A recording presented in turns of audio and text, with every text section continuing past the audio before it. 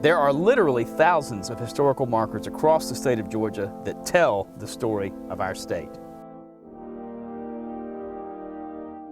Long after we're all gone, these state historical markers will still be here to tell our shared story. I'm Stan Deaton from the Georgia Historical Society, and this is Our History.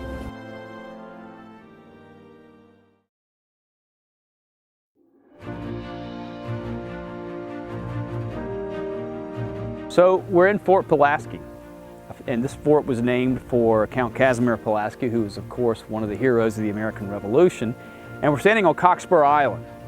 And the reason that this fort is here in the first place is in the aftermath of the War of 1812, the great enemy, of course, was the British Navy. And so the entire coastline of the United States was sort of defenseless against the British Navy. This fort was one of 42 that was built in the aftermath of that war, built by the United States Army beginning in 1829.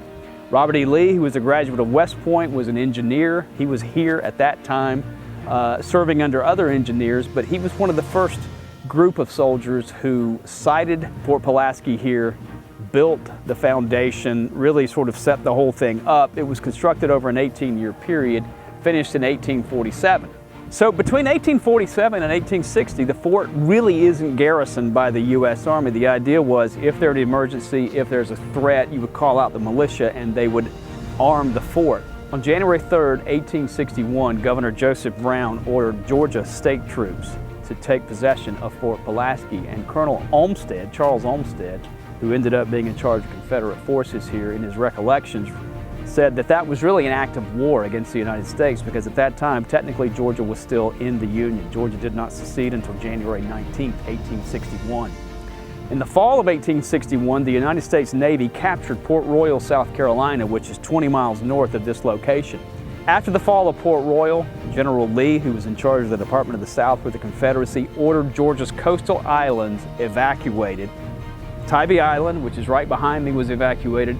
Everybody was pulled back towards Savannah, but they maintained the garrison here in Fort Pulaski because everyone, including Lee, thought that this fort was impregnable. It could not be taken, even if the U.S. Army was close and was bombarding the fort. And that is exactly what happened.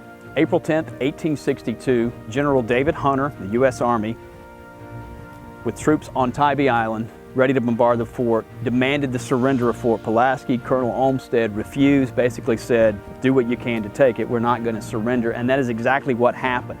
For the first time, rifled artillery was used against masonry fortification, and in 30 hours, this fort was reduced. Colonel Olmsted ended up surrendering the fort to U.S. forces that were on Tybee Island. There were huge gaping holes that were knocked in this fortification. Again, the first time that rifled artillery is used successfully against masonry fortifications, which basically changed everything in terms of coastal fortifications going forward after this in the way that forts were built. On April 13, 1862, General Hunter issued General Orders Number 7, which freed the enslaved people here at this fort and also on Cockspur Island. And this was way ahead of President Lincoln's emancipation plan, which was at that time still really an embryo, still a lot of confusion about what policy the U.S. Army was going to have about emancipation. And so President Lincoln ended up rescinding that order. But it was absolutely historic. It was really the first shot fired, if you will, in this part of the country for emancipation, and really kind of opened the door later for that policy as it evolved.